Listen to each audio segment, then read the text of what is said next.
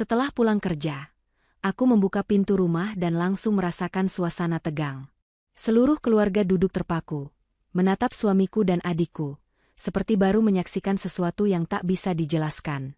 Ibuku bangkit perlahan, menatapku tanpa berkedip, suaranya bergetar. Kita perlu bicara, Nak. Sekarang. Aku berkat pelan. Tidak perlu, Bu. Aku sudah tahu semuanya sejak 3 bulan lalu. Ekspresi mereka langsung berubah membeku seolah darah mereka berhenti mengalir. Karena, sebelum ceritanya dimulai, silahkan tulis di kolom komentar dari daerah mana saja teman-teman yang menonton cerita ini. Jangan lupa like dan subscribe agar channel ini bisa semakin berkembang dan bisa mempersembahkan cerita yang lebih menarik lagi. Jarum jam di dashboard mobil menunjukkan pukul 5 sore tepat ketika Dewi membelokkan kemudinya memasuki pekarangan rumah.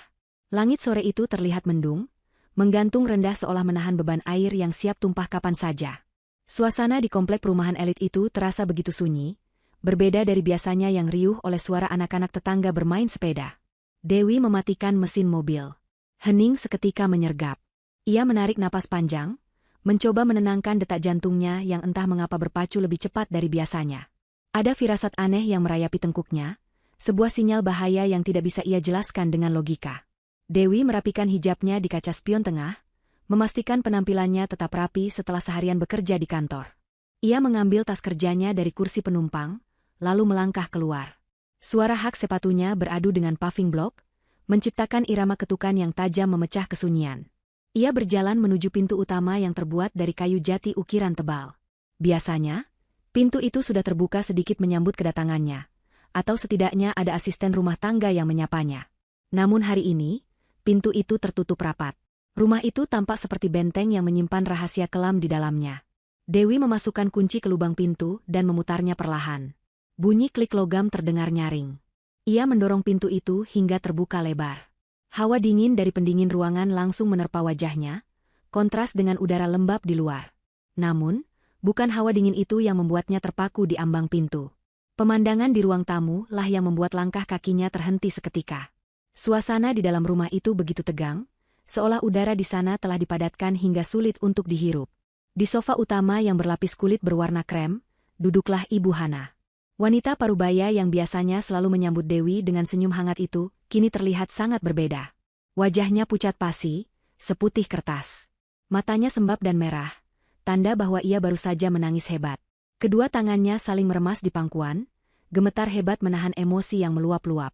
Di sofa seberangnya, duduk Fahri, suami Dewi, dan Dian, adik kandung Dewi sendiri. Mereka duduk berdampingan, namun kepala mereka tertunduk dalam. Fahri tampak gelisah. Keringat dingin terlihat mengalir di pelipisnya meski ruangan itu dingin. Kemeja kerjanya yang biasanya rapi kini tampak kusut, kancing teratasnya terbuka, menampilkan kesan berantakan yang tidak biasa. Sementara Dian, adik perempuan yang selama ini Dewi biaya kuliah dan gaya hidupnya, tampak menggigit bibir bawahnya kuat-kuat. Wajah Dian yang cantik terlihat ketakutan, namun ada guratan kekerasan hati di matanya yang sesekali melirik ke arah Fahri. Dewi menutup pintu di belakangnya dengan perlahan. Bunyi debum halus pintu yang tertutup membuat ketiga orang di ruang tamu itu tersentak. Ibu Hana mengangkat wajahnya. Tatapannya bertemu dengan mata Dewi. Di sana, Dewi melihat campuran antara rasa sakit, kemarahan, dan rasa malu yang luar biasa. Ibu Hana mencoba berdiri, namun kakinya tampak lemas sehingga ia harus berpegangan pada sandaran tangan sofa. Ibu Hana menatap Dewi tanpa berkedip. Bibirnya bergetar hebat sebelum akhirnya suara itu keluar, parau dan penuh luka. Ia berkata bahwa mereka perlu bicara sekarang juga. Kalimat itu menggantung di udara, berat dan penuh makna. Ibu Hana menarik napas panjang, berusaha mengumpulkan sisa-sisa tenaganya untuk menjelaskan apa yang baru saja terjadi di rumah ini sebelum Dewi pulang. 1 jam sebelumnya, Ibu Hana datang tanpa memberi kabar. Ia membawa rantang berisi makanan kesukaan Fahri dan Dian, berniat membuat kejutan. Namun, kejutan itu justru berbalik padanya. Saat melangkah masuk ke ruang tamu yang sunyi, Ibu Hana melihat pemandangan yang menghancurkan hatinya sebagai seorang ibu dan mertua. Ia melihat Fahri dan Dian sedang berpelukan mesra di sofa itu, sebuah pelukan yang tidak pantas dilakukan oleh seorang kakak ipar dan adik ipar. Mereka begitu hanyut dalam kemesraan terlarang itu, hingga tidak menyadari kedatangan Ibu Hana, sampai rantang yang dipegang Ibu Hana jatuh berdentang di lantai. Suara jatuhnya rantang itulah yang menyadarkan Fahri dan Dian. Mereka langsung melepaskan pelukan dengan panik. Fahri melompat berdiri dengan wajah pucat, sementara Dian merapikan pakaiannya dengan tangan gemetar. Tidak ada kata-kata yang bisa membela mereka saat itu. Tatapan mata Ibu Hana sudah cukup menghakimi dosa besar yang mereka lakukan. Dan kini, Dewi berdiri di sana, menatap sisa-sisa kehancuran yang baru saja terungkap. Fahri mencoba membuka mulutnya. Ia ingin mengatakan sesuatu, mungkin sebuah penyangkalan bodoh atau alasan klise tentang kesalahpahaman. Ia mulai berkata dengan suara tergagap, memanggil nama Dewi, mencoba mendekat. Ia berkata bahwa apa yang dilihat Ibu Hana tidak seperti yang dipikirkan. Ia berusaha meyakinkan bahwa Dian tadi hanya sedang menangis, dan ia sebagai kakak ipar hanya mencoba menenangkannya. Kebohongan itu meluncur dari mulutnya dengan cepat, namun terdengar sangat sumbang di telinga semua orang yang ada di ruangan itu. Dian pun ikut bersuara, mendukung kebohongan Fahri. Dengan air mata buaya yang mulai menetes di pipinya, Dian berkata bahwa ia sedang ada masalah di kampus, dan Mas Fahri hanya mencoba menghiburnya. Ia memohon agar Dewi tidak salah paham. Dian bahkan berani menatap Ibu Hana, meminta ibunya untuk tidak membesar-besarkan masalah ini, dan tidak membuat Dewi khawatir. Betapa hebatnya mereka bersandiwara, pikir Dewi. Jika saja Dewi adalah wanita bodoh yang sama seperti 3 bulan lalu, mungkin ia akan percaya.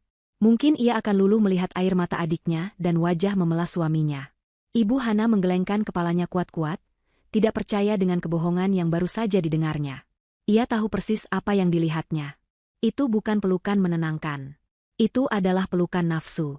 Ibu Hana hendak berteriak mematahkan kebohongan mereka, membela Dewi yang ia kira tidak tahu apa-apa. Hati Ibu Hana hancur memikirkan nasib putri sulungnya yang begitu baik dan setia, namun dikhianati oleh 2 orang terdekatnya sekaligus.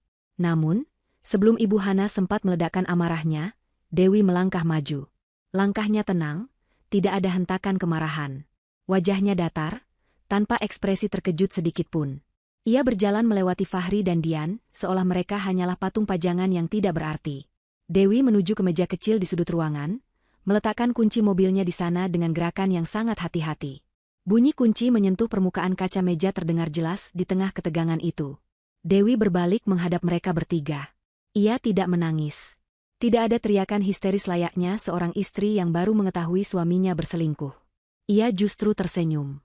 Sebuah senyuman tipis yang sangat tenang, namun di mata Fahri, senyuman itu terlihat mengerikan.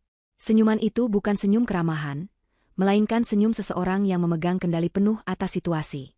Dewi menatap Ibu Hana dengan lembut, lalu beralih menatap Fahri dan Dian dengan sorot mata yang dingin dan menusuk. Ia berkata pelan, suaranya jernih dan tegas memotong segala drama yang sedang mereka bangun.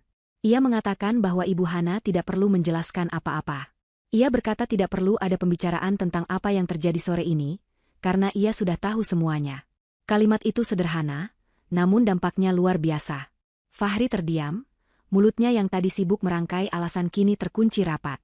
Dian menghentikan tangis palsunya, matanya membelalak menatap kakaknya. Ibu Hana menatap Dewi dengan bingung, tidak mengerti maksud perkataan anaknya. Dewi melanjutkan ucapannya dengan nada yang semakin dingin. Ia berkata bahwa ia sudah tahu semuanya sejak 3 bulan lalu. Ia tahu tentang hubungan gelap mereka. Ia tahu tentang pertemuan-pertemuan rahasia mereka saat Dewi sedang bekerja. Ia tahu tentang rencana-rencana busuk yang mereka bicarakan di belakang punggungnya. Ekspresi Fahri dan Dian langsung berubah membeku. Darah mereka seolah berhenti mengalir saat itu juga. Wajah Fahri yang tadi pucat kini berubah menjadi abu-abu. Ketakutan yang nyata mulai menjalar di matanya. Ia menyadari bahwa ketenangan Dewi bukanlah ketidaktahuan, melainkan sebuah jebakan yang sudah disiapkan dengan matang. Dian mundur selangkah, kakinya gemetar hingga menabrak ujung meja. Dewi menatap mereka satu persatu. Dalam hati, ia berkata bahwa mereka salah besar jika mengira kejadian hari ini adalah sebuah kebetulan. Mereka pikir nasib sial lah yang membuat Ibu Hana datang memergoki mereka. Padahal, Dewi lah yang merancang semuanya. Dewi lah yang menelepon Ibu Hana siang tadi, memintanya datang ke rumah jam 5 sore untuk mengambil titipan penting. Mengetahui bahwa pada jam itulah Fahri dan Dian biasa melakukan dosa mereka di ruang tamu, karena mengira rumah kosong. Dewi sengaja memulangkan asisten rumah tangga lebih awal hari ini. Semua ini adalah panggung sandiwara yang Dewi sutradarai sendiri, untuk membuka mata ibunya, dan menyudutkan kedua pengkhianat itu. Ruangan itu kembali hening. Namun kali ini keheningan itu terasa mencekik leher Fahri dan Dian. Mereka sadar, Dewi yang berdiri di hadapan mereka saat ini bukanlah Dewi yang penurut dan naif. Ini adalah sosok asing yang menyimpan dendam dalam diam. Dan permainan sesungguhnya baru saja dimulai. Matahari bersinar terik menembus jendela kamar tidur utama 3 bulan yang lalu. Hari itu adalah hari Minggu yang cerah. Dewi sedang membersihkan rumah, sebuah rutinitas yang ia nikmati untuk mengisi waktu luang. Fahri sedang pergi bermain golf, atau setidaknya itulah pamitnya, sementara Dian sedang pergi ke mall bersama teman-temannya. Rumah besar itu terasa lengang, hanya terdengar suara dengungan penyedot debu yang Dewi gerakan di atas karpet tebal. Saat sedang merapikan laci meja kerja di ruang tamu, tangan Dewi menyentuh sebuah benda keras di bagian paling belakang laci yang jarang dibuka. Ia menariknya keluar. Itu adalah sebuah ponsel pintar model lama, layarnya retak sedikit di bagian ujung. Dewi mengerutkan kening. Ia mengenali ponsel itu. Itu adalah ponsel lama milik Dian yang katanya sudah hilang setahun lalu. Dian bilang ponsel itu dicuri orang saat di kampus. Kenapa ponsel yang katanya hilang itu bisa ada di laci meja kerja rumah Dewi? Rasa penasaran mulai menggelitik hati Dewi. Ia menekan tombol daya. Baterainya ternyata masih tersisa sedikit, cukup untuk menyalakan layar. Ponsel itu menyala, meminta kode sandi. Dewi mencoba memasukkan tanggal lahir Dian. Gagal. Ia mencoba tanggal lahir Ibu Hana. Gagal lagi. Dewi terdiam sejenak, lalu dengan ragu ia memasukkan tanggal lahir suaminya, Fahri. Klik. Layar terbuka. Jantung Dewi berdegup kencang. Mengapa adiknya menggunakan tanggal lahir suami kakaknya sebagai sandi ponsel? Firasat buruk mulai menyelimuti pikirannya. Jarinya dengan gemetar membuka aplikasi pesan instan. Di sana, hanya ada satu kontak yang sering dihubungi. Nama kontaknya disimpan dengan sebutan, My Future Husband. Dewi menelan ludah yang terasa pahit. Ia menekan nama kontak itu. Foto profilnya kosong, tapi nomor teleponnya sangat Dewi hafal di luar kepala. Itu nomor Fahri. Dewi mulai membaca percakapan mereka. Pesan-pesan itu bagaikan belati yang menusuk jantungnya satu persatu. Bukan hanya pesan mesra layaknya orang pacaran, tapi pesan-pesan itu berisi percakapan intim yang sangat vulgar dan menjijikkan. Mereka membicarakan tentang pertemuan rahasia di hotel, tentang ciuman curian di dapur saat Dewi sedang memasak, tentang betapa mereka tidak sabar menunggu Dewi pergi kerja agar bisa berduaan. Air mata mulai mengalir deras di pipi Dewi tanpa bisa ia tahan. Tangannya gemetar hebat hingga ponsel itu nyaris terlepas dari genggamannya. Ia membaca terus, menyiksa dirinya sendiri dengan kebenaran yang menyakitkan. Di salah satu pesan, Dian menulis betapa ia membenci Dewi yang sok suci dan sok sempurna. Dian menulis bahwa ia iri melihat Dewi memiliki segalanya, rumah mewah, uang banyak, dan suami tampan seperti Fahri. Dian merasa ia lebih pantas mendapatkan Fahri. Namun, yang membuat darah Dewi mendidih bukan hanya perselingkuhan itu. Saat ia menggulir layar ke atas, ia menemukan percakapan yang lebih mengerikan. Fahri mengirim pesan kepada Dian tentang rencana masa depan mereka. Fahri menulis bahwa mereka harus bersabar sedikit lagi. Fahri sedang mengurus pemindahan aset-aset Dewi secara perlahan agar tidak mencurigakan. Ada foto-foto dokumen yang dikirimkan Fahri, dokumen-dokumen perusahaan milik Dewi yang selama ini Dewi percayakan pengelolaannya pada manajer kepercayaan, yang ternyata sudah disuap oleh Fahri. Dewi terduduk lemas di lantai. Dunianya runtuh seketika. Suami yang ia cintai dan ia percayai sepenuh hati, ternyata adalah ular berbisa yang ingin merampoknya. Dan adik kandung yang ia besarkan dengan kasih sayang, ternyata adalah musuh dalam selimut yang ingin merebut hidupnya. Rasa sakit itu begitu hebat hingga membuat dada Dewi sesak. Seolah pasokan oksigen di ruangan itu habis seketika. Ia menangis tanpa suara, memukul-mukul dadanya sendiri untuk mengurangi rasa nyeri yang tak tertahankan. Setelah 1 jam menangis, Dewi bangkit menuju kamar mandi. Ia membasuh wajahnya dengan air dingin berkali-kali. Ia menatap pantulan dirinya di cermin. Mata itu bengkak, wajah itu sembab. Tapi di balik tatapan matanya yang terluka, perlahan muncul kilatan tekad yang kuat. Ia tidak boleh lemah. Ia tidak boleh hancur. Jika ia hancur sekarang, Fahri dan Dian akan menang. Mereka akan tertawa di atas penderitaannya. Dewi kembali ke ruang tamu. Ia belum selesai. Ia memeriksa jas kerja Fahri yang tergantung di kapstok. Di saku bagian dalam, ia menemukan sebuah kertas yang diremas asal-asalan. Dewi membukanya. Itu adalah struk bukti transfer bank dalam jumlah besar, 50 juta rupiah, kepada seseorang bernama notaris yang tidak Dewi kenal. Di belakang struk itu ada tulisan tangan Fahri, uang muka balik nama sertifikat rumah ibu. Kaki Dewi lemas kembali. Mereka bukan hanya mengincar harta Dewi, tapi juga mengincar rumah satu-satunya milik Ibu Hana. Rumah tempat Ibu Hana menghabiskan masa tuanya. Kemarahan yang luar biasa mulai membakar rasa sedih Dewi. Ia bisa memaafkan jika hartanya yang diambil, tapi ia tidak akan pernah memaafkan siapapun yang berani mengganggu ibunya. Saat itulah, Dewi memutuskan untuk tidak melabrak mereka saat itu juga. Melabrak hanya akan membuat mereka waspada dan menyembunyikan bukti-bukti lain. Dewi harus bermain cerdas. Ia harus menjadi lebih licik dari mereka. Hari itu juga, Dewi pergi keluar rumah dengan alasan ingin belanja bulanan. Ia pergi ke sebuah toko elektronik khusus yang menjual peralatan keamanan. Ia membeli beberapa alat penyadap suara berukuran kecil dan kamera tersembunyi yang berbentuk seperti kancing baju dan pengisi daya ponsel. Ia juga membeli alat pelacak GPS untuk mobil. Sepulangnya ke rumah, Dewi memanfaatkan waktu sebelum Fahri dan Dian pulang. Ia memasang alat penyadap di bawah jok mobil Fahri. Ia menyembunyikan penyadap suara di balik lukisan di ruang tamu, tempat mereka sering mengobrol. Ia juga meletakkan kamera tersembunyi di rak buku kamar tamu, yang sering ditempati Dian jika menginap. Malam harinya, Fahri pulang dengan wajah ceria, membawa oleh-oleh martabak kesukaan Dewi. Ia mencium kening Dewi dengan mesra, berpura-pura menjadi suami yang sempurna. Dewi menyambut ciuman itu dengan senyuman, meski hatinya menjerit jijik. Ia harus memakai topeng. Mulai detik itu, Dewi bersumpah akan menjadi aktris terbaik di rumah tangganya sendiri. Malam itu, ketika Fahri sudah tertidur pulas mendengkur, Dewi menyelinap ke kamar mandi dengan membawa earphone. Ia mendengarkan rekaman dari alat penyadap yang ia pasang di mobil Fahri. Suara Fahri terdengar jelas, sedang menelepon seseorang. Suara di seberang sana adalah Dian. Dalam rekaman itu, Fahri berkata dengan nada dingin yang belum pernah Dewi dengar sebelumnya. Fahri berkata, "Sabar ya sayang. Begitu Dewi tanda tangan surat kuasa itu, kita buat dia kecelakaan. Rem mobilnya bisa kita atur. Warisan ibu dan asuransi jiwa Dewi cukup untuk kita hidup mewah selamanya di luar negeri." Dewi membekap mulutnya sendiri agar tidak berteriak.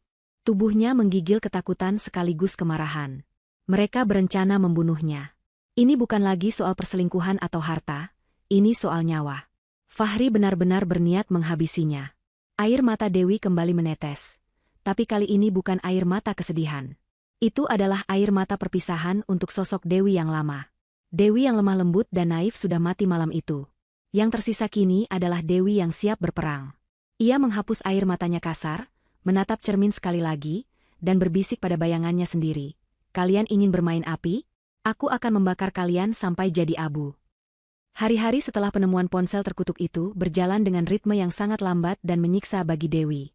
Rumah yang dulu menjadi tempat istirahatnya yang paling nyaman kini, berubah menjadi panggung sandiwara yang penuh ranjau. Dewi harus bangun setiap pagi, menatap wajah suaminya yang tertidur, dan menahan keinginan meluap-luap untuk mencekik leher pria itu. Namun, Dewi tahu bahwa kemarahan yang meledak-ledak tanpa rencana hanya akan membawanya pada kekalahan. Ia memilih jalan sunyi, jalan yang menuntut kesabaran tingkat tinggi dan kemampuan akting yang sempurna. Ia mulai menjalankan rencana pertamanya, yaitu membuat musuh-musuhnya merasa di atas angin dengan cara berpura-pura menjadi mangsa yang lemah dan tak berdaya. Strategi Dewi dimulai dengan keluhan-keluhan kecil. Saat sarapan pagi, ia sering memijat pelipisnya dan mengeluh pusing yang tak kunjung hilang. Ia mulai batuk-batuk kecil yang sengaja ia buat-buat agar terdengar kering dan menyakitkan. Fahri dan Dian, seperti yang sudah Dewi duga, menyambut kondisi ini dengan antusiasme yang disembunyikan di balik topeng kepedulian palsu. Mereka melihat kelemahan fisik Dewi sebagai peluang emas untuk mempercepat rencana busuk mereka. Fahri mulai semakin rajin membelikan berbagai macam suplemen dan vitamin mahal yang katanya diimpor khusus dari luar negeri untuk menjaga stamina Dewi. Suatu malam, Fahri datang ke kamar tidur dengan membawa segelas susu hangat dan sebuah kapsul berwarna merah mencolok.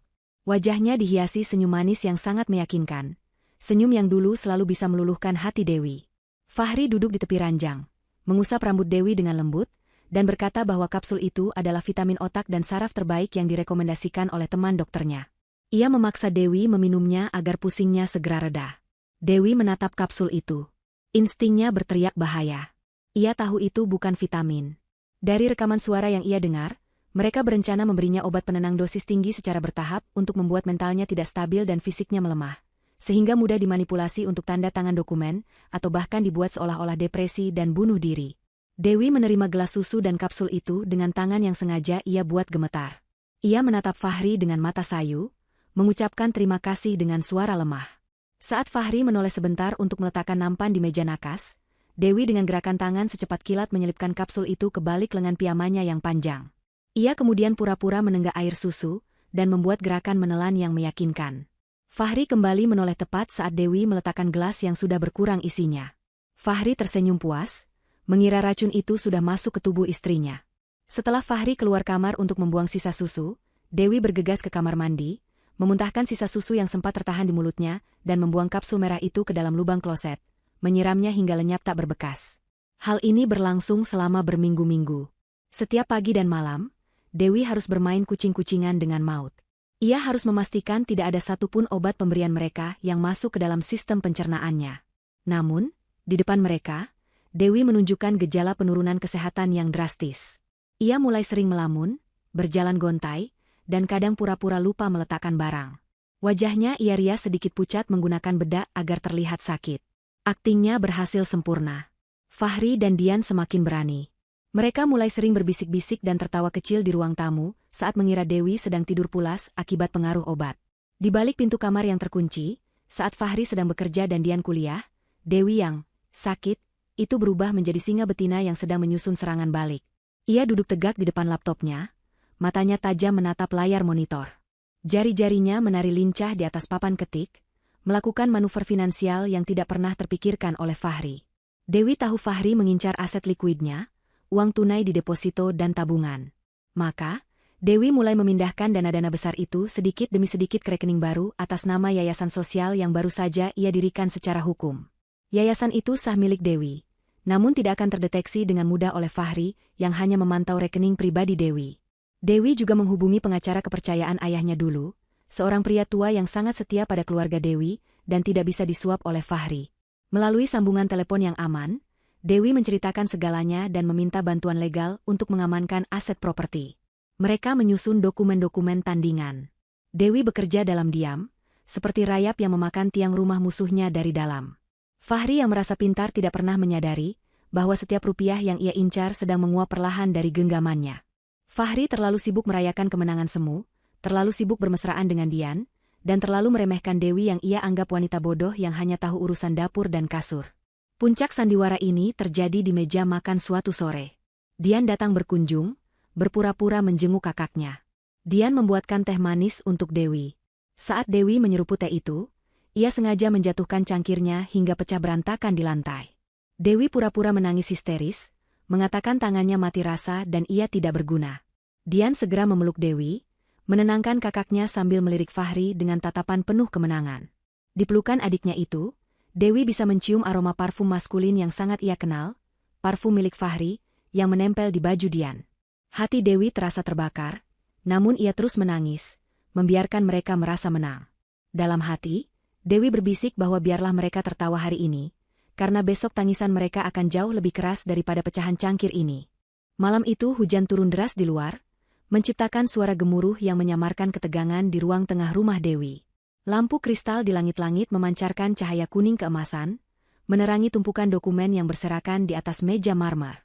Fahri duduk di sofa dengan kaki disilang, wajahnya memancarkan aura otoritas yang dipaksakan.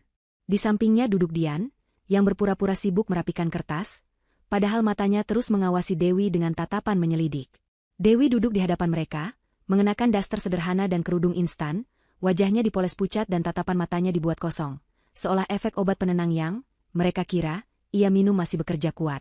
Fahri memulai pembicaraan dengan nada suara yang dibuat sehalus mungkin, namun ada desakan yang tak bisa disembunyikan. Ia mengatakan kepada Dewi bahwa perusahaan sedang mengalami sedikit masalah audit pajak. Menurut Fahri, petugas pajak sedang mengincar aset-aset pribadi pemilik perusahaan untuk diperiksa. Fahri mengarang cerita bahwa demi keamanan harta keluarga, semua aset properti seperti ruko tempat usaha Dewi dan sertifikat rumah warisan Ibu Hana, harus sementara dibalik-namakan atau dikuasakan pengelolaannya kepada Fahri. Alasannya terdengar masuk akal bagi orang awam, yaitu agar nama Dewi bersih dari pemeriksaan pajak yang rumit dan menakutkan. Dian ikut menimpali dengan gaya bicara yang sok tahu. Ia berkata pada kakaknya agar menurut saja pada Mas Fahri. Dian bilang bahwa Dewi kan sedang sakit, tidak mungkin bisa mengurus urusan administrasi yang bikin pusing seperti ini. Dian menekankan bahwa sebagai istri yang baik, Dewi harus percaya penuh pada suami yang sedang berjuang menyelamatkan harta mereka. Kata-kata Dian penuh dengan racun manipulasi, mencoba memanfaatkan kondisi mental Dewi yang mereka anggap sedang labil. Mereka menyodorkan sebuah map tebal berwarna biru di hadapan Dewi, lengkap dengan pena emas yang sudah dibuka tutupnya. Dewi menatap map itu dengan tangan gemetar. Ia tahu persis apa isi map itu karena ia sudah pernah melihat draft kasarnya dari foto yang dikirim Fahri ke Dian. Itu adalah surat pelepasan hak dan surat kuasa mutlak yang akan memberikan Fahri wewenang penuh untuk menjual atau menggadaikan aset-aset tersebut tanpa perlu izin Dewi lagi. Jika ia menandatangani dokumen asli buatan Fahri itu, ia dan ibunya akan menjadi gelandangan dalam hitungan bulan. Namun, Dewi tidak menolak. Ia justru mengangguk lemah, memasang wajah ketakutan seolah ia benar-benar takut pada petugas pajak imajiner yang diceritakan Fahri. Momen krusial terjadi ketika Dewi meminta izin sebentar untuk mengambil kacamata bacanya di kamar, karena ia pura-pura matanya buram. Fahri mengizinkan dengan tidak sabar. Di kamar, Dewi dengan kecepatan tangan yang sudah ia latih, mengambil map biru yang identik dari dalam tas kerjanya. Map itu berisi dokumen yang sampul dan tebalnya sama persis dengan milik Fahri, namun isinya sangat berbeda. Dokumen di dalam map Dewi telah disiapkan oleh pengacaranya secara rahasia. Isinya bukan pelepasan aset, melainkan sebuah perjanjian pengakuan utang. Klausul di dalam dokumen jebakan itu menyatakan bahwa Fahri mengakui meminjam uang sebesar 5 miliar rupiah dari perusahaan Dewi untuk keperluan pribadi dan menjaminkan seluruh aset pribadinya serta aset apapun yang akan ia peroleh di masa depan sebagai jaminan pelunasan. Bahasa hukumnya dibuat sangat rumit dan berbelit-belit di halaman depan, namun intinya sangat mematikan di halaman tanda tangan. Dewi membawa map biru itu keluar, menyembunyikan map asli Fahri di bawah kasur. Kembali ke ruang tengah, Dewi meletakkan map itu di meja. Fahri sama sekali tidak curiga karena mapnya terlihat sama persis. Karena rasa percaya diri yang berlebihan dan menganggap Dewi bodoh, Fahri tidak repot-repot memeriksa ulang isi dokumen itu lembar demi lembar. Ia hanya membuka halaman terakhir yang sudah diberi tanda silang untuk tempat tanda tangan. Fahri mendesak Dewi untuk segera tanda tangan di sebelah kiri. Dewi menuruti dengan tangan gemetar, membubuhkan tanda tangan yang sedikit miring untuk menambah kesan sakit. Setelah Dewi tanda tangan, Dewi menatap Fahri dengan mata berkaca-kaca. Ia berkata dengan suara parau bahwa ia takut jika nanti ada masalah hukum. Ia meminta Fahri untuk ikut tanda tangan di kolom sebelah kanan sebagai bukti bahwa Fahri yang bertanggung jawab penuh atas segala risiko, agar Dewi merasa tenang. Fahri tertawa kecil mendengar permintaan itu. Ia menganggap itu permintaan konyol wanita penakut. Tanpa membaca judul kolom yang sebenarnya berbunyi, pihak peminjam debitur. Fahri langsung menyambar pena dan membubuhkan tanda tangannya dengan mantap dan penuh gaya di atas kertas itu. Dian tersenyum lebar melihat Fahri menandatangani kertas itu. Dalam pikiran Dian, tanda tangan itu adalah kunci menuju kekayaan tanpa batas. Ia membayangkan liburan ke Eropa dan tas-tas bermerek yang akan segera ia beli. Dian bahkan menepuk bahu Dewi, memuji kakaknya sebagai istri yang penurut dan pintar. Dewi hanya menunduk, menyembunyikan senyum tipis yang nyaris tak terlihat di sudut bibirnya. Mereka tidak tahu bahwa dengan goresan tinta itu, Fahri baru saja menjual masa depannya sendiri. Fahri baru saja mengikat lehernya dengan utang raksasa yang tidak akan pernah bisa ia bayar. Dokumen itu sah secara hukum, ditandatangani di atas materai, dan disaksikan oleh Dian, meski Dian tidak sadar apa yang ia saksikan. Dewi merasakan kepuasan yang luar biasa menjalar di dadanya, lebih hangat daripada teh manis manapun. Jebakan telah terpasang sempurna, dan tikus-tikus itu sudah memakan umpannya dengan lahap. Malam itu, Dewi tidur dengan nyenyak untuk pertama kalinya dalam 3 bulan. Sementara Fahri menyimpan map, harta karun, itu di brankas pribadinya, tidak menyadari bahwa ia sedang menyimpan bom waktu yang siap meledak menghancurkan hidupnya. 1 bulan sebelum ledakan besar di ruang tamu itu terjadi, Fahri mengadakan sebuah pesta ulang tahun yang sangat mewah untuk Dewi. Pesta itu diadakan di sebuah ballroom hotel bintang 5 di pusat kota, dihadiri oleh rekan-rekan bisnis, kolega kantor, dan kerabat jauh. Lampu kristal raksasa menggantung di langit-langit, memantulkan cahaya keemasan ke seluruh penjuru ruangan yang didekorasi dengan bunga lili putih, bunga kesukaan Dewi. Di permukaan, semua tampak sempurna. Para tamu wanita mengenakan gaun malam terbaik mereka, sementara para pria mengenakan setelan jas mahal, tertawa renyah sambil memegang gelas minuman. Musik klasik mengalun lembut dari sudut ruangan, dimainkan oleh kuartet gesek sewaan yang mahal. Namun, bagi Dewi, pesta ini bukanlah perayaan bertambahnya usia, melainkan sebuah panggung kemunafikan terbesar yang pernah diciptakan suaminya. Fahri berdiri di atas panggung kecil dengan mikrofon di tangan, wajahnya berseri-seri penuh kebanggaan. Ia mengenakan tuxedo hitam yang pas di tubuhnya, terlihat sangat tampan dan berwibawa. Di sampingnya, Dian berdiri mengenakan gaun merah menyala yang sedikit terlalu mencolok untuk seorang adik ipar, namun Fahri memperkenalkannya sebagai adik yang sangat membantu persiapan pesta ini. Fahri mulai memberikan kata sambutan, memuji-muji Dewi sebagai istri yang luar biasa, wanita yang sabar, dan pendukung utamanya dalam berkarir.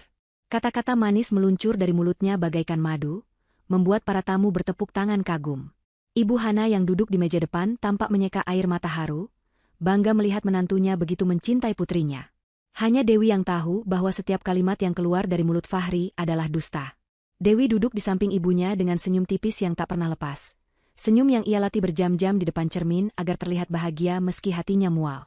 Tujuan sebenarnya Fahri mengadakan pesta ini bukan untuk Dewi, melainkan untuk pamer.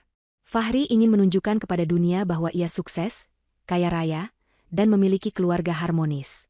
Ia ingin menarik perhatian para investor potensial untuk proyek bisnis bodong yang sedang ia rintis bersama komplotannya. Di tengah pesta, Fahri memanggil seorang pria parubaya bernama Pak Rudi naik ke panggung. Pak Rudi diperkenalkan sebagai investor besar dari luar pulau yang akan menyuntikkan dana triliunan rupiah ke perusahaan Fahri. Pak Rudi tampil dengan gaya necis, jam tangan emas melingkar di pergelangan tangannya, dan senyum lebar yang memamerkan deretan gigi putih hasil veneer. Dewi mengamati Pak Rudi dengan tatapan tajam di balik senyum ramahnya. Ia sudah menyelidiki siapa Pak Rudi sebenarnya. Pria itu bukan investor kakap, melainkan mantan narapidana kasus penipuan koperasi yang baru bebas 2 tahun lalu. Fahri rupanya sudah sangat putus asa mencari uang cepat untuk menutupi utang judinya, sehingga ia rela bersekongkol dengan penipu kambuhan. Saat sesi tanya-jawab santai dimulai, Dewi melihat celah untuk mulai meruntuhkan ego suaminya di depan umum.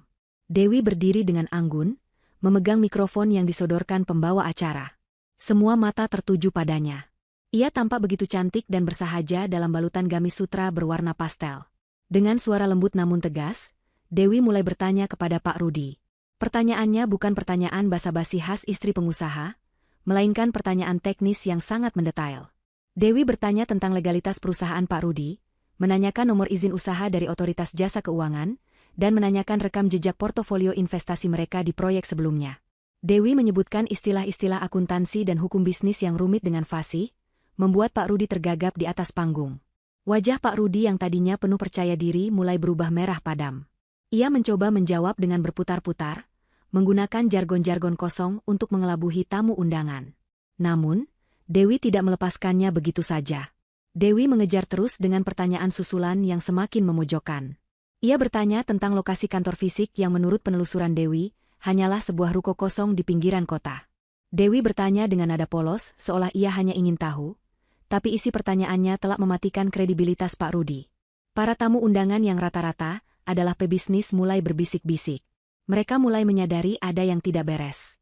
Suasana pesta yang tadinya hangat berubah menjadi canggung dan penuh keraguan.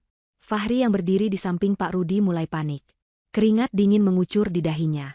Ia mencoba memotong pembicaraan Dewi, tertawa garing sambil berkata bahwa istrinya terlalu banyak membaca berita bisnis sehingga jadi terlalu kritis. Fahri berusaha merebut mikrofon dari tangan Dewi, namun Dewi menahannya dengan lembut. Dewi menatap mata Fahri dalam-dalam di hadapan ratusan tamu. Tatapan itu bukan tatapan istri yang penurut, melainkan tatapan seorang jaksa penuntut yang sedang menghakimi terdakwa. Malam itu berakhir dengan kekacauan yang sopan. Pak Rudi turun panggung dengan alasan sakit perut mendadak dan segera meninggalkan pesta. Para tamu undangan pamit pulang lebih awal dengan senyum kaku, membawa gunjingan hangat tentang betapa anehnya bisnis suami Dewi. Fahri marah besar. Saat mengantar Dewi ke mobil di lobi hotel, Fahri mencengkeram lengan Dewi dengan kasar, mendesis bertanya apa maksud Dewi mempermalukannya. Dewi tidak meringis kesakitan. Ia justru mendekatkan wajahnya ke telinga Fahri. Di tengah hiruk-pikuk lobi hotel, Dewi membisikkan kalimat yang membuat darah Fahri membeku.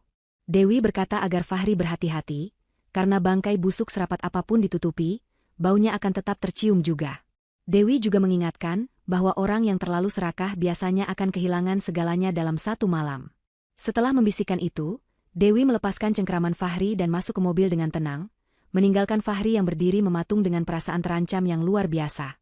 Itu adalah peringatan pertama dan terakhir dari Dewi, sebuah deklarasi perang terbuka yang sayangnya tidak disadari sepenuhnya oleh Fahri karena arogansinya yang terlalu tinggi.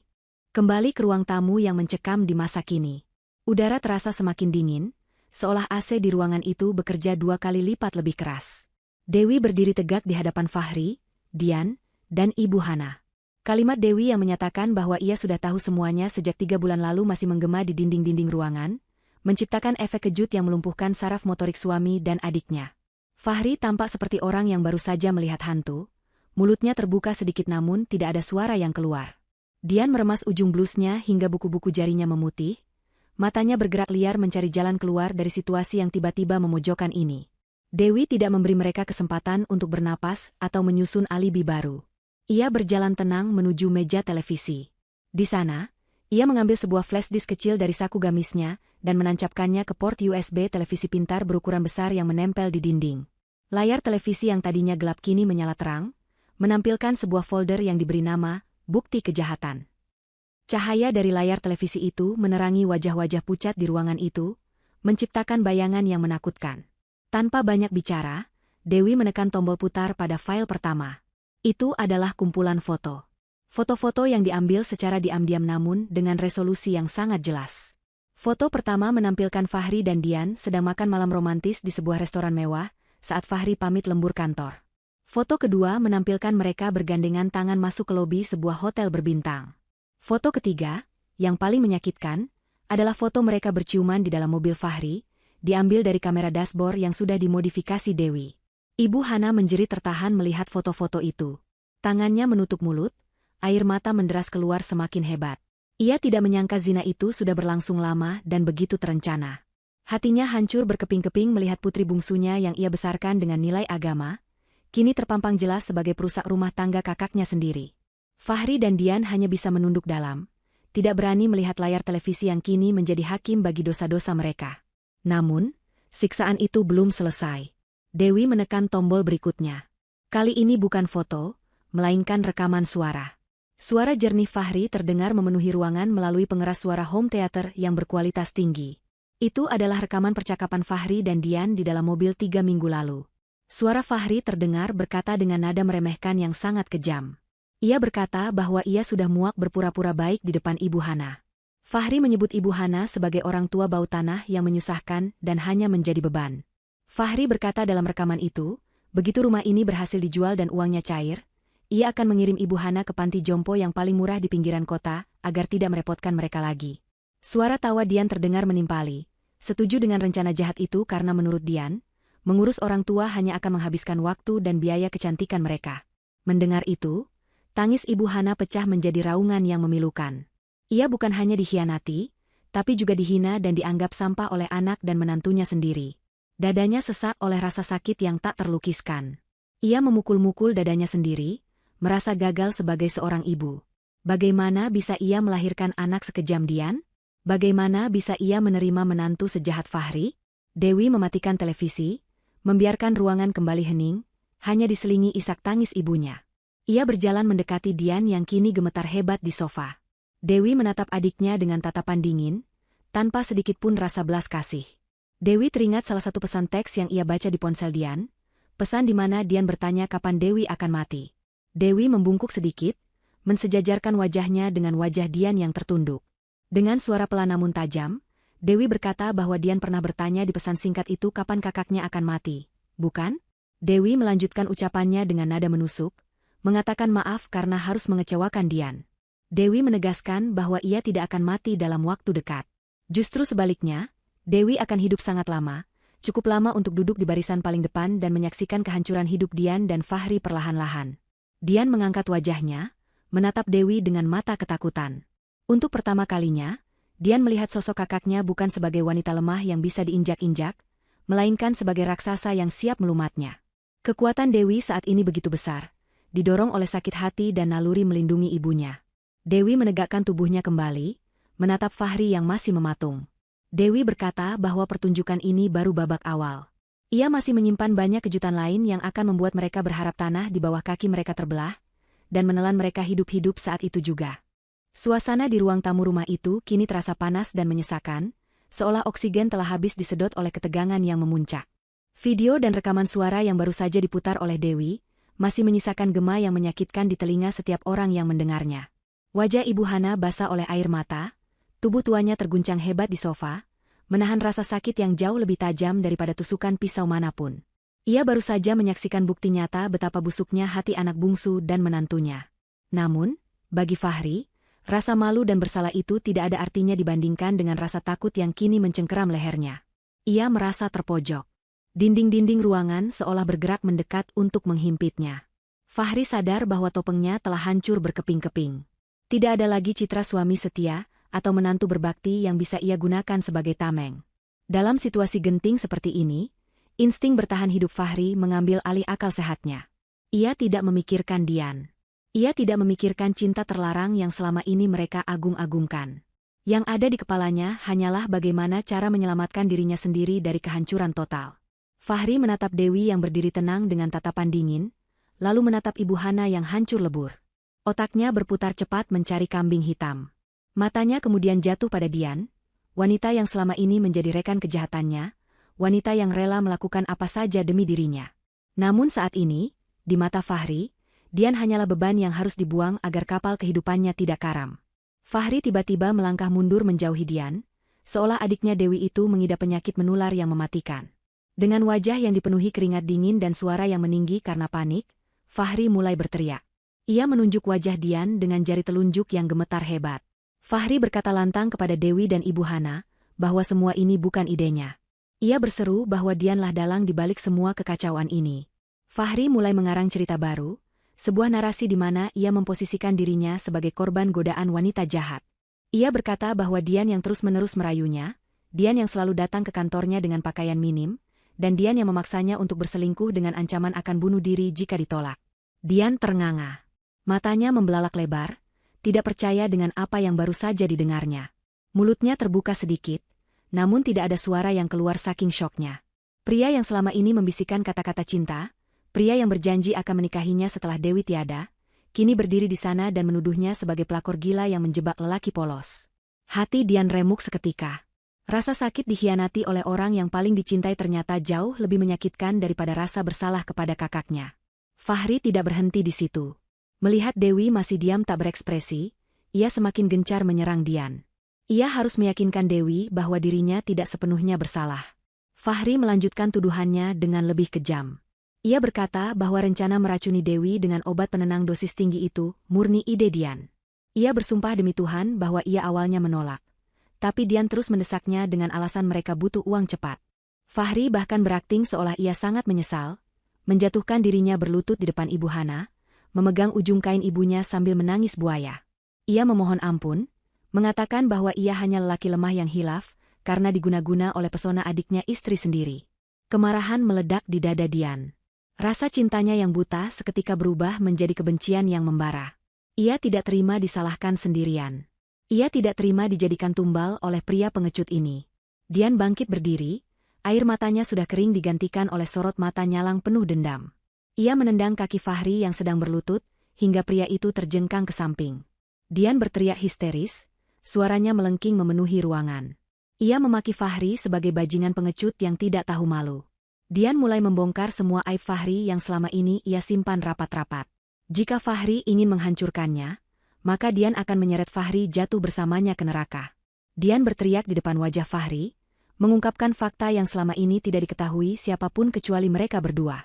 Dian berkata kepada Dewi bahwa suaminya itu adalah pecandu judi daring kelas kakap. Dian mengungkapkan bahwa alasan utama Fahri ingin menguasai harta Dewi bukan untuk membangun bisnis, melainkan untuk menutupi utang judinya yang sudah menumpuk hingga miliaran rupiah. Dian menceritakan bagaimana Fahri sering memukul tembok dan berteriak frustrasi saat kalah judi, lalu datang merengek pada Dian untuk meminjam uang tabungan Dian sampai habis tak bersisa. Ibu Hana menutup telinganya, tidak sanggup mendengar lebih banyak lagi kotoran yang keluar dari mulut anak-anaknya. Namun Dian belum selesai. Ia memiliki satu kartu as lagi yang akan membuat Fahri tamat. Dengan napas terengah-engah, Dian menatap Ibu Hana dengan tatapan bersalah bercampur nekat. Ia berkata bahwa ada satu hal lagi yang harus ibu tahu. Dian menunjuk Fahri yang kini wajahnya pucat pasi seperti mayat. Dian mengatakan bahwa seminggu yang lalu, Fahri telah mencuri sertifikat rumah Ibu Hana dari lemari besi di kamar ibu saat ibu sedang pergi pengajian. Fahri telah menggadaikan sertifikat rumah satu-satunya milik ibu itu kepada seorang rentenir sadis demi mendapatkan uang tunai cepat untuk berjudi lagi. Pengakuan itu bagaikan petir yang menyambar di siang bolong. Ibu Hana menjerit histeris, memegang dadanya yang terasa sesak. Rumah itu adalah peninggalan almarhum suaminya, satu-satunya tempat bernaung di masa tuanya, tempat yang penuh kenangan. Dan kini, menantu kepercayaannya telah menggadaikannya kepada lintah darat. Tubuh Ibu Hana lemas, nyaris pingsan jika tidak segera bersandar pada bantal sofa. Fahri tampak membeku. Rahasianya yang paling fatal telah terbongkar. Ia memang mencuri sertifikat itu karena terdesak ancaman pembunuhan dari bandar judi jika tidak segera membayar utang. Ia berpikir bisa menebusnya kembali setelah berhasil menguasai harta Dewi. Tapi sekarang, rencananya berantakan total. Fahri menatap Dewi dengan tatapan liar, siap untuk menyangkal lagi, siap untuk berbohong lagi. Namun, sebelum Fahri sempat membuka mulutnya, suara tawa kecil terdengar. Tawa itu berasal dari Dewi. Bukan tawa histeris atau tawa sedih, melainkan tawa renyah yang terdengar sangat tenang dan penuh kemenangan. Dewi berjalan santai menuju tas kerjanya yang tergeletak di meja konsol. Ia merogoh ke dalam tas, lalu mengeluarkan sebuah map berwarna hijau tua. Dengan gerakan perlahan dan dramatis, Dewi membuka map itu dan mengeluarkan selembar dokumen berharga yang sangat dikenali oleh Ibu Hana dan Fahri. Itu adalah sertifikat tanah dan bangunan asli milik Ibu Hana. Fahri membelalakan matanya hingga nyaris keluar. Ia tidak percaya dengan apa yang dilihatnya. Ia yakin sekali seminggu yang lalu ia mengambil sertifikat itu dari lemari ibu, membawanya ke rentenir, dan melihat sendiri rentenir itu menyimpannya di brankas. Bagaimana mungkin sertifikat itu sekarang ada di tangan Dewi? Apakah ia sedang berhalusinasi? Dewi mengangkat sertifikat itu tinggi-tinggi, membiarkan cahaya lampu memantul pada hologram keaslian dokumen negara itu. Ia tersenyum miring menatap Fahri yang kebingungan. Dewi menjelaskan dengan nada datar yang menusuk tulang.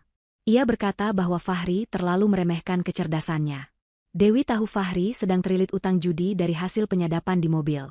Dewi juga tahu bahwa target berikutnya adalah aset Ibu Hana, karena aset Dewi sudah sulit ditembus.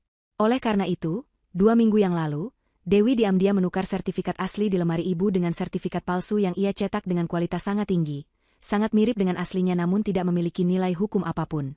Wajah Fahri berubah dari pucat menjadi abu-abu gelap. Ia mulai menyadari implikasi mengerikan dari perkataan Dewi. Dewi melanjutkan penjelasannya dengan santai, seolah sedang menceritakan dongeng sebelum tidur.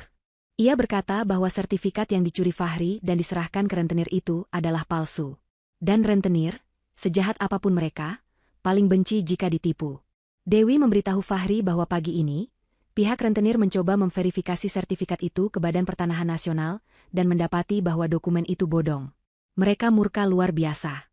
Rentenir itu tidak hanya ingin uangnya kembali, tapi mereka juga melaporkan Fahri ke polisi atas tuduhan penipuan dokumen jaminan, dan kemungkinan besar anak buah rentenir itu sedang dalam perjalanan menuju ke sini untuk menagih hutang nyawa atas penipuan yang Fahri lakukan. Dian tertawa sumbang di sela-sela tangisnya. Ia merasa puas melihat Fahri hancur, meskipun dirinya sendiri juga hancur. Fahri benar-benar tamat. Ia dijepit dari segala arah. Di depan ada istri yang memegang semua bukti kejahatannya, di samping ada adik ipar yang membencinya, di belakang ada hukum negara dan hukum jalanan yang siap menerkamnya. Fahri gemetar hebat. Kakinya tidak lagi mampu menopang tubuhnya. Ia merosot duduk di lantai, menatap kosong ke arah sertifikat asli di tangan Dewi. Ia baru sadar bahwa selama ini, ia tidak sedang bermain catur melawan wanita bodoh. Ia sedang bermain api di dalam kandang singa, dan singa itu baru saja bangun untuk menerkamnya. Pengkhianatan ganda yang terjadi malam ini bukan hanya menghancurkan hubungan mereka, tapi juga menguliti habis sisa-sisa harga diri yang dimiliki Fahri. Ia telah dikhianati oleh selingkuhannya, dan dikalahkan telak oleh istri yang selama ini ia anggap remeh. Ruang tamu itu menjadi saksi bisu runtuhnya kesombongan seorang laki-laki serakah yang kini tidak memiliki tempat untuk berlari. Rasa takut yang mencekam perlahan berubah menjadi kepanikan buta dalam diri Fahri. Akal sehatnya sudah lenyap sepenuhnya, digantikan oleh insting binatang yang terpojok. Bayangan tentang penjara yang dingin, atau lebih buruk lagi, siksaan dari para penagih utang rentenir yang terkenal sadis, membuat adrenalinnya membanjir tak terkendali. Ia menatap Dewi yang masih berdiri tenang memegang sertifikat itu. Di mata Fahri saat ini, Dewi bukan lagi istrinya, melainkan iblis yang menjadi sumber segala kehancurannya. Ego laki-lakinya yang rapuh, tidak bisa menerima kekalahan telak dari seorang wanita yang selama ini selalu melayaninya. Kebencian membara di matanya, membakar sisa-sisa kemanusiaan yang ia miliki. Dengan raungan marah yang tidak jelas, Fahri tiba-tiba melompat bangkit dari lantai. Ia menerjang ke arah Dewi dengan tangan terkepal, berniat menyakiti fisik wanita itu. Ia berpikir jika ia bisa melumpuhkan Dewi, mungkin ia bisa merebut sertifikat itu, mengambil kunci mobil, dan melarikan diri sejauh mungkin. Ibu Hana menjerit ngeri melihat menantunya berubah menjadi monster yang hendak memukul anaknya. Dian menutup matanya, terlalu takut melihat apa yang akan terjadi. Namun, tangan Fahri tidak pernah menyentuh ujung jilbab Dewi sedikitpun. Tepat sebelum tinju Fahri melayang, pintu depan rumah didobrak terbuka dengan keras. 2 orang satpam komplek berbadan tegap dan 2 orang polisi berpakaian preman langsung menyerbu masuk. Rupanya, Dewi sudah menyiagakan mereka di pos satpam dekat rumah dan memberikan sinyal darurat melalui ponsel pintar di saku gamisnya saat situasi mulai tidak terkendali. Dengan sigap, salah satu polisi membekuk lengan Fahri ke belakang, memutar sendinya hingga Fahri mengerang kesakitan dan jatuh tersungkur mencium lantai keramik yang dingin. Borgol besi langsung dipasangkan di pergelangan tangannya dengan bunyi klik yang menyakitkan. Fahri meronta-ronta seperti orang gila, berteriak memaki-maki polisi, berteriak bahwa ini adalah urusan rumah tangga dan mereka tidak berhak ikut campur. Namun, polisi itu menekan kepala Fahri agar tetap menempel di lantai, membacakan hak-haknya dengan suara tegas. Suasana menjadi sangat kacau, tapi Dewi tetap berdiri di posisinya, tidak bergerak 1 inci pun. Ia menatap suaminya yang kini tak berdaya di lantai dengan tatapan datar, seolah sedang melihat sampah yang harus segera dibuang. Setelah situasi sedikit terkendali dan Fahri didudukan di sofa dengan tangan terborgol, Dewi melangkah maju. Ini adalah momen untuk menjatuhkan bom terakhir, sebuah fakta yang akan meruntuhkan ego Fahri hingga ke atom terkecilnya. Selama ini, Fahri selalu membanggakan posisinya sebagai manajer senior di sebuah perusahaan logistik ternama. Ia selalu meremehkan Dewi yang ia anggap hanya pengangguran kaya warisan orang tua. Fahri merasa dirinya adalah tulang punggung keluarga yang sukses dan berkuasa. Dewi mengambil sebuah amplop coklat panjang dari tasnya. Ia melemparkan amplop itu ke pangkuan Fahri yang sedang napas terengah-engah. Fahri menatap amplop itu dengan bingung. Dewi memerintahkannya untuk membuka amplop itu. Dengan tangan terborgol yang menyulitkan gerakannya, Fahri merobek amplop itu dan mengeluarkan selembar surat resmi dengan kop perusahaan tempatnya bekerja. Mata Fahri membelalak membaca judul surat itu, Surat Pemberhentian Tidak Hormat dan Tuntutan Hukum. Di bawahnya tertera alasan pemecatan, penggelapan dana perusahaan, manipulasi laporan keuangan, dan pelanggaran etika berat. Fahri mendongak menatap Dewi, berteriak bahwa Dewi tidak punya hak melakukan ini. Ia berteriak bahwa hanya pemilik perusahaan, bapak komisaris utama yang misterius itu, yang bisa memecatnya. Fahri tertawa sumbang, mengatakan bahwa Dewi pasti memalsukan surat ini juga seperti sertifikat tadi. Dewi menggeleng pelan, senyum kasihan tersungging di bibirnya. Ia kemudian mengungkapkan kebenaran yang selama ini disembunyikan rapat-rapat oleh mendiang ayahnya demi keamanan putri tunggalnya.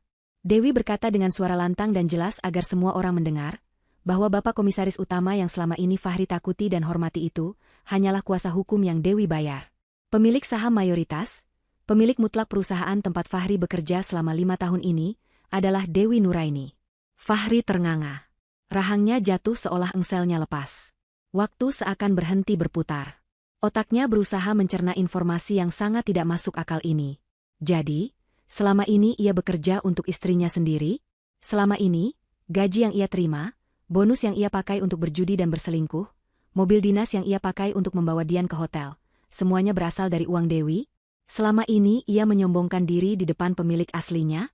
Dewi menjelaskan bahwa ayahnya mewariskan perusahaan itu kepadanya dengan syarat identitasnya disembunyikan sampai ia siap, untuk menghindari orang-orang jahat yang ingin memanfaatkannya. Dan ternyata, orang jahat itu adalah suaminya sendiri.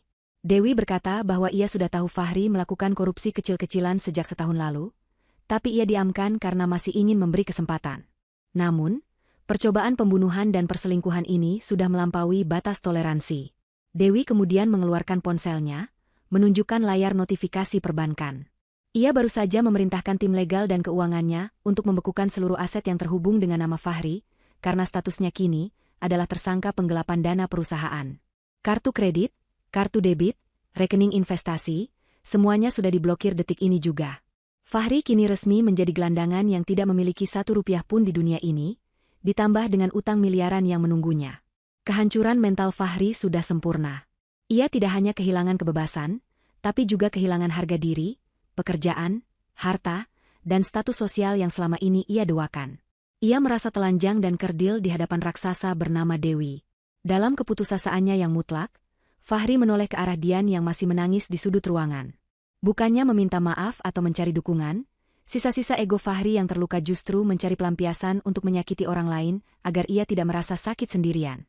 Ia meludah ke arah Dian dan berteriak dengan suara parau penuh kebencian. Fahri berkata bahwa semua ini salah Dian. Ia berkata dengan kejam bahwa ia tidak pernah mencintai Dian sedikitpun. Baginya, Dian hanyalah pelampiasan nafsu gratisan dan alat untuk memuluskan rencananya menguasai harta Dewi. Fahri berteriak bahwa Dian adalah wanita murahan yang bodoh, karena mau saja diperalat. Kata-kata itu menghujam jantung Dian lebih keras daripada vonis mati. Dian meraung keras, menutup telinganya, tubuhnya merosot ke lantai. Ia menangis histeris, menyadari betapa sia-sianya pengorbanan dan kejahatan yang ia lakukan demi cinta. Ia telah mengkhianati kakak kandungnya yang baik hati demi seorang pria yang ternyata hanya menganggapnya sampah. Hati Dian hancur berkeping-keping. Tidak ada lagi yang tersisa selain penyesalan yang teramat dalam dan menyakitkan. Polisi kemudian menarik Fahri berdiri, memaksanya berjalan keluar rumah. Fahri yang tadi gagah dengan jas kerjanya, kini diseret seperti binatang tangkapan, meronta dan memaki, disaksikan oleh tetangga yang mulai berkumpul di depan pagar karena keributan itu. Dewi menatap punggung suaminya yang menjauh dengan tatapan kosong. Tidak ada rasa sedih, tidak ada rasa rindu. Yang ada hanya rasa lega yang luar biasa, seolah beban ribuan ton baru saja diangkat dari pundaknya. Egonya Fahri telah runtuh, rata dengan tanah, dihancurkan oleh wanita yang selama ini ia anggap lemah. Malam itu menjadi akhir dari tirani Fahri, dan awal dari kebangkitan Dewi yang sesungguhnya. Keributan di ruang tamu itu berpindah ke halaman depan rumah yang luas. Dua polisi berbadan tegap menyeret Fahri keluar dengan paksa, seolah sedang menggelandang seekor hewan liar yang berbahaya. Borgol besi yang melingkar erat di pergelangan tangan Fahri berkilatan memantulkan cahaya lampu taman, menjadi simbol berakhirnya kebebasan dan keangkuhan laki-laki itu. Fahri masih berusaha meronta, kakinya menendang-nendang udara, mulutnya tidak henti-hentinya meneriakkan sumpah serapah dan ancaman kosong yang tidak lagi didengar oleh siapapun.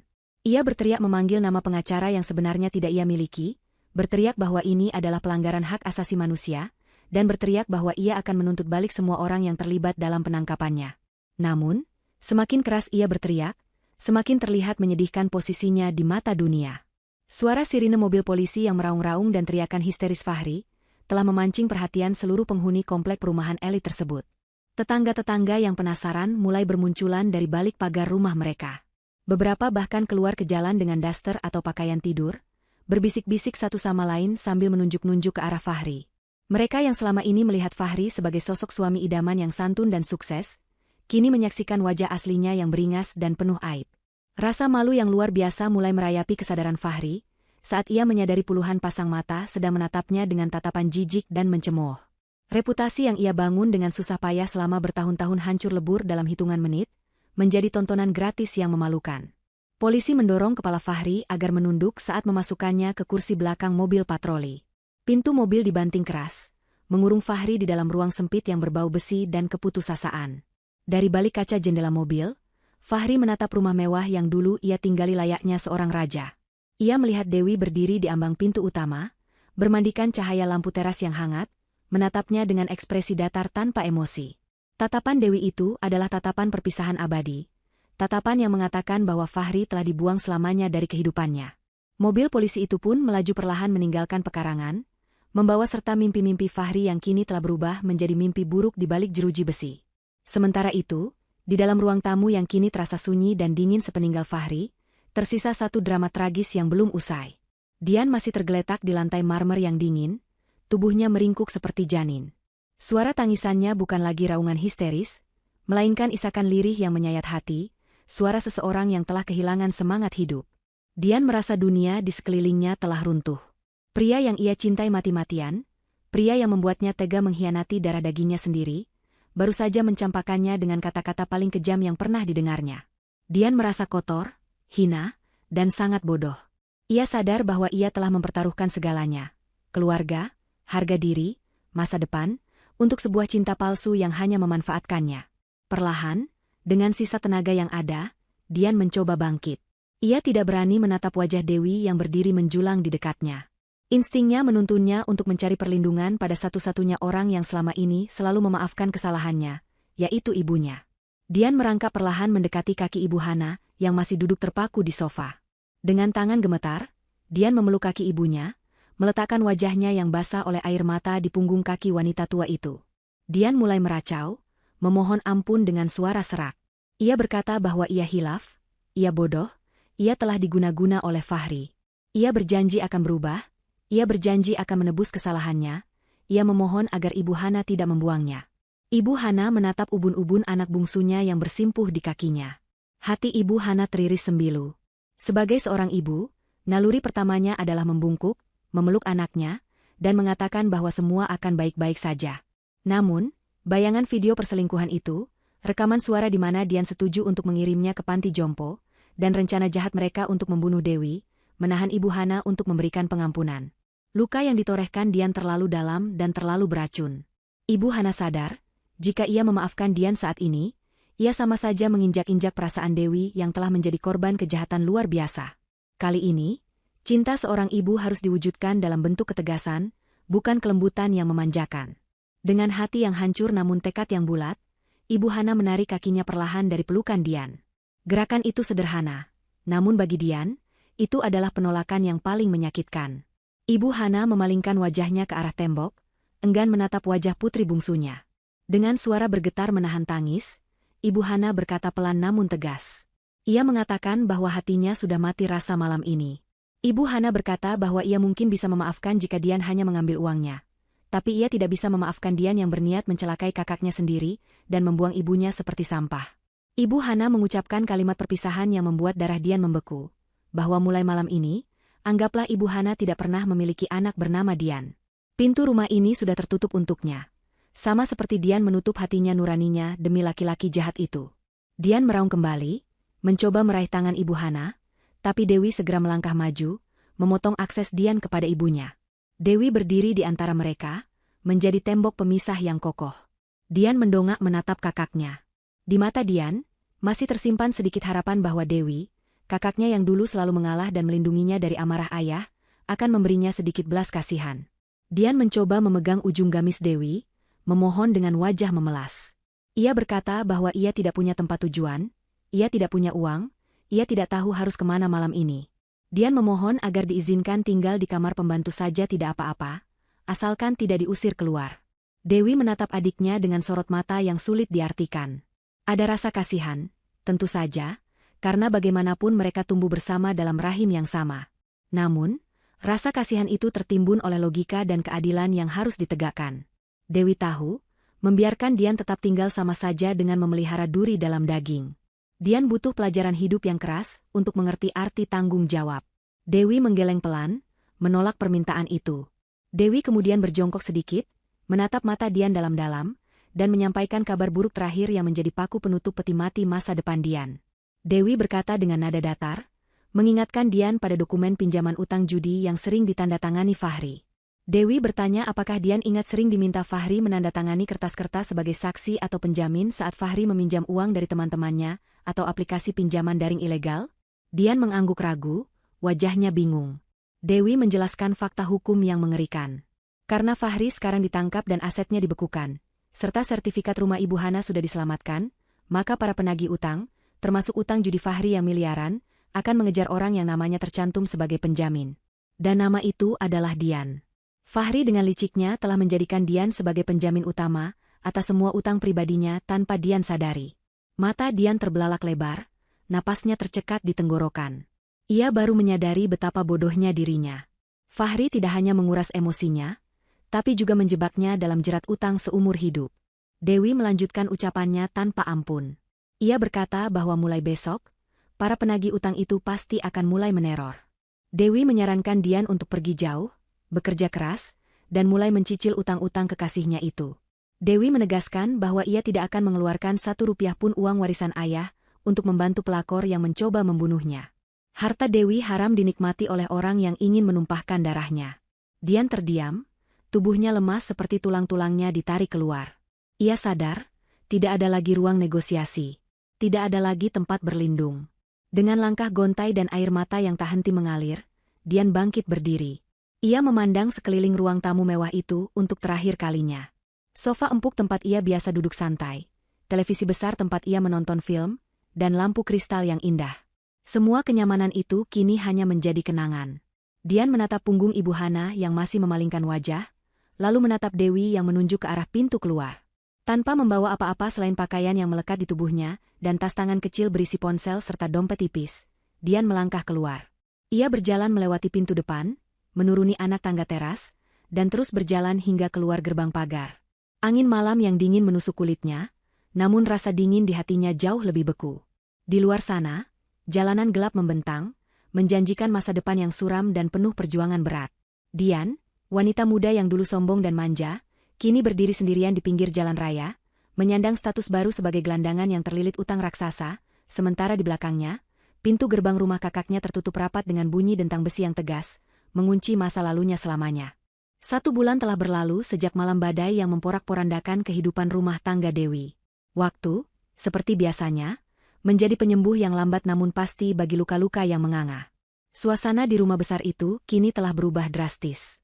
Awan mendung yang dulu seolah selalu menggantung di atas atap rumah, membawa aura ketegangan dan kebohongan, kini telah sirna digantikan oleh sinar matahari yang hangat dan cerah. Udara di dalam rumah terasa lebih ringan, lebih segar, dan lebih bebas untuk dihirup. Tidak ada lagi bisik-bisik mencurigakan di sudut ruangan, tidak ada lagi sandiwara pura-pura sakit, dan tidak ada lagi ketakutan akan racun di dalam makanan. Dewi telah melakukan renovasi besar-besaran untuk membuang jejak-jejak masa lalu yang menyakitkan. Dinding ruang tamu yang dulu menjadi saksi bisu pengkhianatan Fahri dan Dian, kini telah dicat ulang dengan warna putih gading yang bersih dan menenangkan. Sofa kulit tempat mereka bermesraan telah disumbangkan dan diganti dengan set sofa baru berbahan kain linen berwarna biru laut yang sejuk.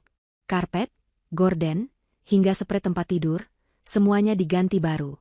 Dewi ingin memastikan bahwa setiap sudut rumah ini memancarkan energi baru, energi positif yang menandakan awal kehidupan barunya bersama sang ibu. Bahkan taman depan yang dulu kurang terawat karena Fahri malas mengurusnya, kini dipenuhi bunga-bunga bermekaran yang ditanam Dewi bersama tukang kebun, menambah keasrian suasana pagi itu. Di teras belakang yang menghadap ke kolam ikan koi, Dewi dan Ibu Hana duduk menikmati teh melati hangat dan pisang goreng. Wajah Ibu Hana sudah jauh lebih segar dibandingkan sebulan lalu. Meskipun guratan kesedihan karena kehilangan anak bungsunya masih tersisa samar di matanya, namun senyumnya kini sudah kembali tulus. Beban berat karena merasa dikhianati perlahan mulai terangkat seiring dengan kasih sayang dan perhatian penuh yang diberikan Dewi. Ibu Hana menyadari bahwa meskipun ia kehilangan 1 anak yang durhaka, ia masih memiliki 1 anak lagi yang berbakti luar biasa, yang bahkan rela mempertaruhkan nyawa demi menyelamatkannya dari kemiskinan di hari tua. Hubungan ibu dan anak sulung itu kini semakin erat, saling menguatkan satu sama lain. Pagi itu, Dewi tampak anggun dengan setelan kerja blazer berwarna abu-abu muda dan jilbab satin bermotif elegan. Ia tidak lagi menyembunyikan identitasnya sebagai pemilik perusahaan. Setelah Fahri ditangkap dan kasus hukumnya diproses, Dewi langsung mengambil alih kendali penuh atas perusahaan warisan ayahnya. Ia melakukan audit menyeluruh, memecat kroni-kroni Fahri yang korup, dan merombak sistem manajemen. Karyawan yang dulu meremehkannya atau tidak mengenalnya, kini menunduk hormat padanya. Dewi memimpin dengan tangan dingin namun hati yang adil. Ia membuktikan bahwa di balik kelembutannya sebagai wanita berhijab, tersimpan kecerdasan bisnis yang tajam yang diwariskan oleh ayahnya. Sambil menyesap tehnya, Dewi berpamitan pada Ibu Hana. Ia mencium tangan ibunya dengan takzim, memohon doa restu untuk rapat pemegang saham hari ini. Ibu Hana mengusap kepala Dewi, membisikkan doa keselamatan dan kesuksesan. Dewi kemudian berjalan menuju garasi. Ia tidak lagi menggunakan mobil keluarga yang pernah dipasangi penyadap itu. Mobil itu sudah dijual. Kini ia mengendarai mobil sedan Eropa terbaru hasil jerih payahnya sendiri mengelola aset yang terselamatkan. Saat mobilnya meluncur keluar dari gerbang perumahan, Dewi menurunkan kaca jendela sedikit, membiarkan angin pagi menerpa wajahnya, merasakan sensasi kebebasan yang sesungguhnya. Mobil Dewi melaju membelah jalanan kota yang padat. Di sebuah persimpangan lampu merah yang ramai, pandangan Dewi tidak sengaja tertuju pada sebuah warung tenda pecel lele yang berada di pinggir jalan. Warung itu tampak kusam, asap penggorengan mengepul tebal ke udara, bercampur dengan debu jalanan. Di bagian belakang warung, dekat got yang airnya hitam pekat, terlihat seorang wanita muda sedang berjongkok menghadapi tumpukan piring kotor yang menggunung. Wanita itu mengenakan kaos lusuh yang sudah pudar warnanya dan celana panjang yang kotor, terkena cipratan air sabun dan minyak jelantah. Rambutnya diikat asal-asalan, wajahnya berminyak dan kusam, jauh dari kata terawat. Dewi mengenali sosok itu, meski penampilannya sudah berubah 180 derajat. Itu adalah Dian. Adik kandungnya yang dulu selalu tampil modis dengan barang-barang bermerek, yang selalu menghabiskan waktu di salon kecantikan dan kafe mahal, kini harus banting tulang menjadi tukang cuci piring di warung pinggir jalan demi menyambung hidup dan menghindari kejaran penagih utang. Dian tampak menggosok piring dengan kasar, sesekali menyeka keringat di dahinya dengan lengan baju. Wajahnya terlihat lelah, tua sebelum waktunya, dan dipenuhi guratan penyesalan yang mendalam. Saat Dian mengangkat wajahnya sebentar untuk mengambil sabun, matanya menatap kosong ke arah jalan raya. Tatapannya tertumbuk pada mobil mewah Dewi yang berhenti di lampu merah. Mata mereka bertemu untuk sepersekian detik. Di dalam mobil yang sejuk dan nyaman, Dewi menatap adiknya dengan ekspresi tenang. Tidak ada rasa dendam yang meledak-ledak, juga tidak ada keinginan untuk turun dan menyapa. Dewi hanya melihat konsekuensi. Ia melihat hasil dari pilihan hidup yang diambil Dian sendiri. Sementara itu, Dian yang melihat kakaknya di dalam mobil mewah, terpaku memegang piring. Rasa malu, iri, dan penyesalan bercampur aduk menjadi satu, mencekik lehernya. Ia ingin berteriak memanggil kakaknya, ingin berlari meminta tolong, tapi kakinya seolah dipaku ke tanah oleh rasa bersalahnya sendiri. Dian sadar, dinding kaca mobil itu bukan sekadar pemisah fisik, tapi pemisah nasib yang kini membentang jurang raksasa di antara mereka. Lampu lalu lintas berubah menjadi hijau. Dewi memalingkan wajahnya ke depan, menginjak pedal gas, dan melajukan mobilnya meninggalkan persimpangan itu. Ia tidak menoleh lagi ke belakang. Ia meninggalkan Dian dengan kehidupan barunya yang keras, kehidupan yang akan mengajarkan adiknya arti sebuah kerja keras dan kejujuran, pelajaran yang terlambat namun sangat mahal harganya. Dewi tahu, setiap orang memikul salibnya masing-masing. Dian sedang memikul karma atas perbuatannya, dan Dewi sedang memikul tanggung jawab atas masa depannya. Cerita ini berakhir bukan dengan sorak-sorai kemenangan yang angkuh, melainkan dengan kedamaian batin yang sunyi. Dewi telah memenangkan perangnya tanpa harus mengotori tangannya dengan darah. Ia menang dengan kesabaran, kecerdasan, dan keteguhan hati. Saat mobilnya melaju kencang menuju gedung pencakar langit tempat kantornya berada, Dewi tersenyum tipis. Ia teringat sebuah nasihat lama yang kini terbukti kebenarannya. Kejahatan mungkin memiliki rencana yang rapi dan licik, namun kesabaran orang baik selalu memiliki waktu yang tepat untuk membalas, bukan dengan dendam, melainkan dengan membiarkan keadilan semesta bekerja pada tempatnya. Layar kehidupan Dewi kini cerah benderang, sementara layar kehidupan Fahri dan Dian menggelap, menutup babak drama keluarga itu dengan akhir yang setimpal bagi setiap pelakunya.